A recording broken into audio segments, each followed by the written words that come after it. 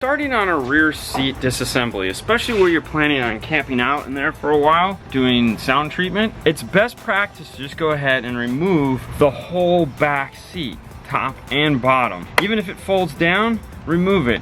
You don't want to sit on the back of the seat. The seats aren't made all that great. These hinges aren't super strong. They're not made for someone to be sitting on them. And it's a simple enough task of just removing them. It's like 3 bolts in this car. Once it's removed, you can sit back here all you want. Now, if you're worried about your knees, because sometimes these back areas are sharp, use a moving cloth put down here on the bottom, and you won't have to worry about that. This Honda is nice enough to actually already have a cloth floor. Thank you, Honda.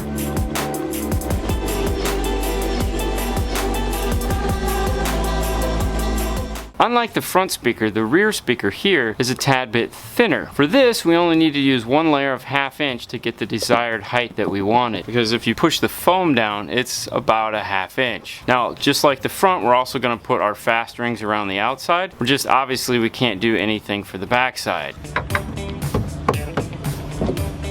Now, one tip when putting in your sound treatment, don't cover up the factory wiring. Pull it out and clip it back into place. This stuff still has to be serviced after we're done playing with it.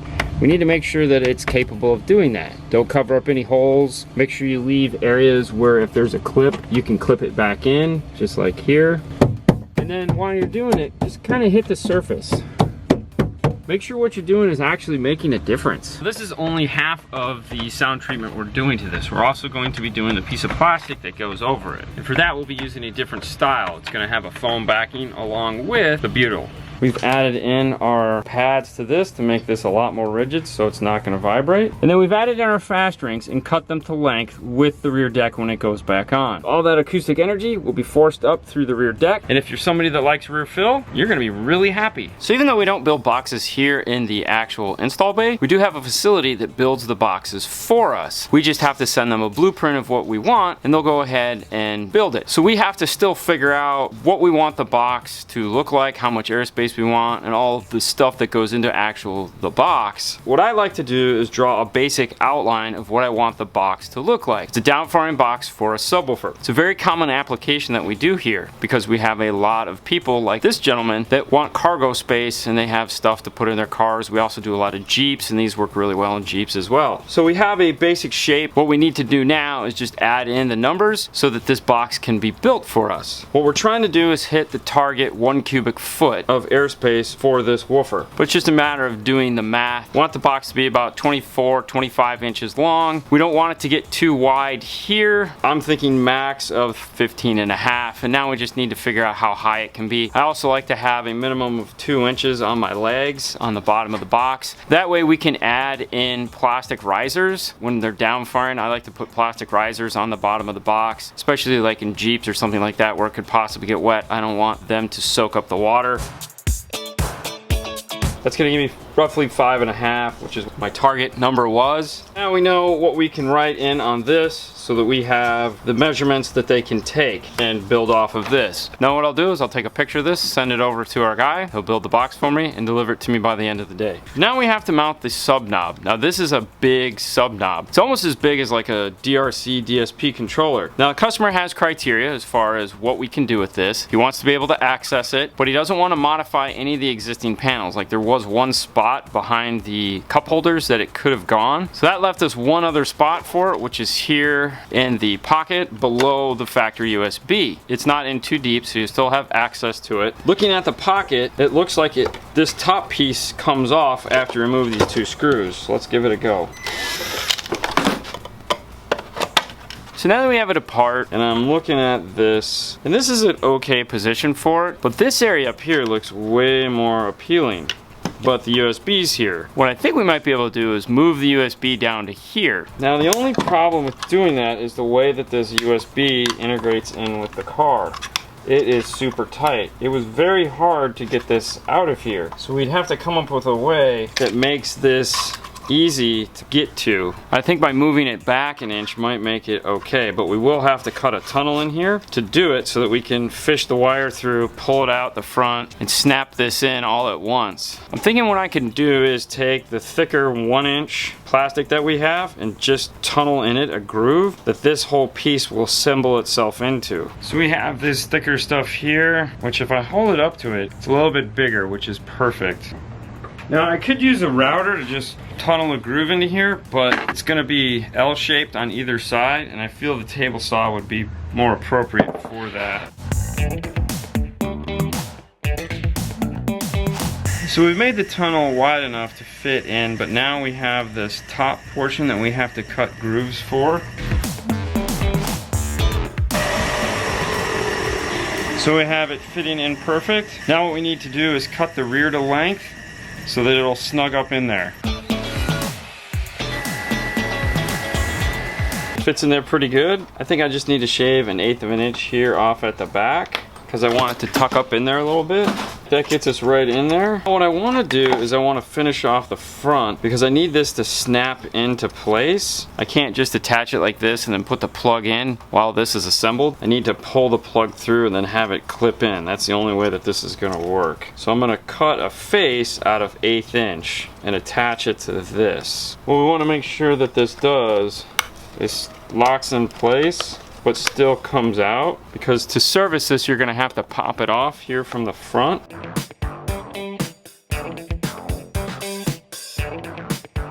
like to use a zip tie to smear the glue around and get it all in all the little nooks and crannies.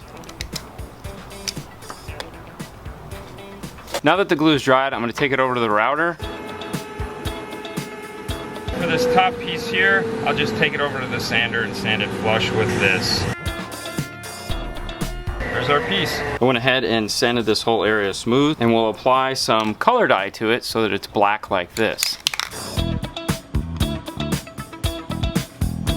While that paint is drying, we'll go ahead and get this hole cut out. For that, we'll start by covering it with blue tape. We'll take our grease pencil and mark the area that the old mount was in so we know what we have to cover. We're going to cut this hole out.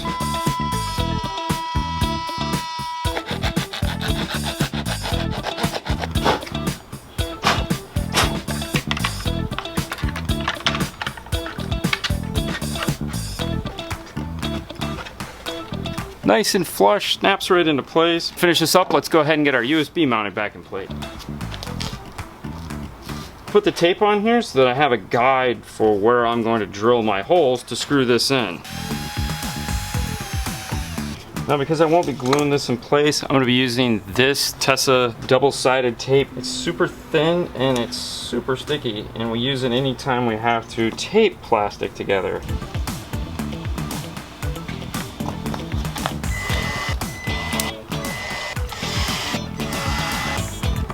So the only thing we have left to do is cut a groove in here for us to drop the wire into.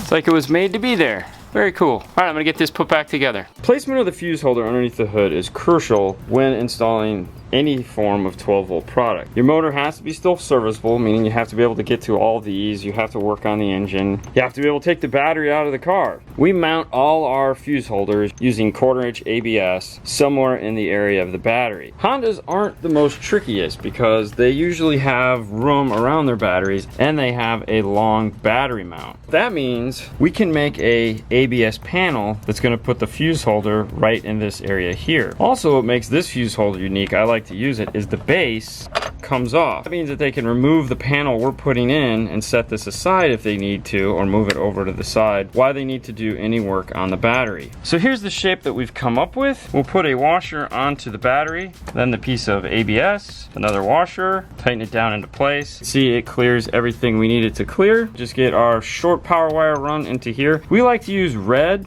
sleeving between the fuse holder and the battery to clearly indicate where our fuse is. It's time to figure out where these crossovers are gonna go, and as I said earlier, they're gonna go somewhere in the glove box. And Fernando's been looking at it and he's given me a couple ideas, and we were concentrating over here in the corner, like trying to build something, and that's a good idea, but then I laid on my back and I looked up, and there's a ton of room looking up. And the really nice thing too is that the bolts that hold the ANC mic in is a wonderful place that we can use to actually screw in our bracket to. What we're thinking is we're gonna make a shape similar to that of what we just made for underneath the hood at the battery. We do have to notch one side to clear the air vent, but once that's in, we'll make the L shape here, and we'll bend this a little bit so that it'll go up in place, and then we can use the ANC bolts to attach our crossover mount. That way it's nice and secure in the dash. And they'll sit like this on the panel.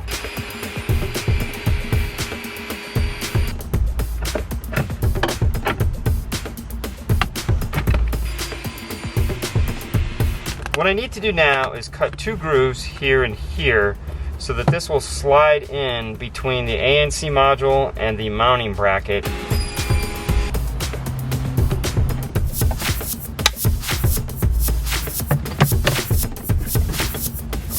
Final test.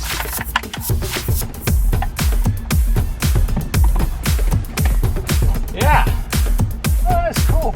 Here, take a look. The 2 bolts here for the module. Bent piece of ABS goes in. We'll run the wires down and attach it to this existing harness right here. I love it when a plan comes together. Since I'm over here in the dash, there's one piece that I still need to put together, and that's the harness that we have plugged in right now, that T-harness. I need to unplug it, strip off all the wiring, and make that cleaned up so that we can use it for this application. Now let's head over to the bench. Installing right now is definitely a lot different than when I started. Back then you just had catalogs, and you'd look through catalogs and you'd find parts, and every now and then you'd get a phone call from somebody that sold parts. It's not like that anymore. Nowadays you spend tons of time searching the internet for parts so that you don't have to damage factory parts. Case in point, this nice T-harness right here. Now this manufacturer doesn't intend us to do what we're doing with it, but that's okay. All we want is these 2 ends right here. That's it, that's all we need. We'll figure out the rest on our own. I was buying harnesses from Europe because they needed them for Bluetooth. It's the same harness. There again, I just need the wires. So we were bringing in European harnesses for the American cars so that we could integrate in and not have to cut the harness. Luckily for us, the owner of the store is down with doing that. He sees value in it, and he can express that to the customers. Especially on something like this, it's a 2019. You definitely don't want to start cutting harnesses in this car. Once we remove their power wiring, we're going to go ahead and cut this and reassemble it.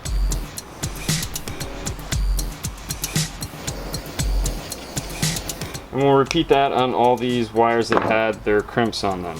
When we were talking earlier, we were going to be able to add the clip that was in the car to the speed wire. So when we were doing testing, we had these 2 clipped together like this. This is the harness I want to remove and attach to it. To do that, I will use my Delphi depinning tool. And for this, it's pretty simple. There's just a groove you just pop in, push, and it comes right out. Now on this end is a Y. You have what went off to the plug, and you have what would have allowed you to loop it through. I want to keep this long end and reattach this onto here, because in the dash it's extremely tight, and I want to make sure my connection has plenty of room to get around. To do that, I'm going to remove the heat shrink so I can cut these off cleanly. I'll add some solder to that joint, and I'll put a fresh piece of heat shrink over it. And of course I'm going to do it to the rest of them. All set and ready to go. We'll pull this off, cut these ends off of here. We'll put it into our shrink wrap bowl so we know where it's at. Now I'm going to go ahead and go plug this back into the car and snake this over to where I can get to it so I can attach my speed wire to it. I got the radio harness plugged back in, and I was able to run the wire for the speakers all the way over here into the glove box. So the next step is to flip this seat up and finally get this amplifier in place so we can finish running these wires.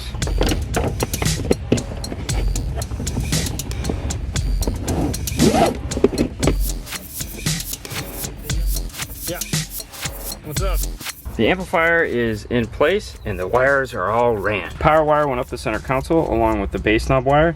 This is the bass knob wire zip tied in. The ground is also located in the center console. We retained a factory ground point for that. Power wire is this braiding along over here that is zip tied into the main wiring harness and then goes up through the firewall. Main wire wire comes through a grommeted hole in the firewall, following that main harness and then making the turn into the firewall. Comes through the firewall, lines up underneath this main harness here. You can start to see it just there. Comes around, zip ties into place, and terminates at the battery. As far as the other side goes, all our speaker wires and signal wires are coming along here into the harness, this plastic piece right here. They run along and then they come out and stop right here is where our speaker wires are located. These are going to attach along with these to our crossover network. And then this is the speed wire. We just need to add the other plug so that we can plug it in. Rear speaker and subwoofer wires are running towards the back, which we'll get to in a little bit.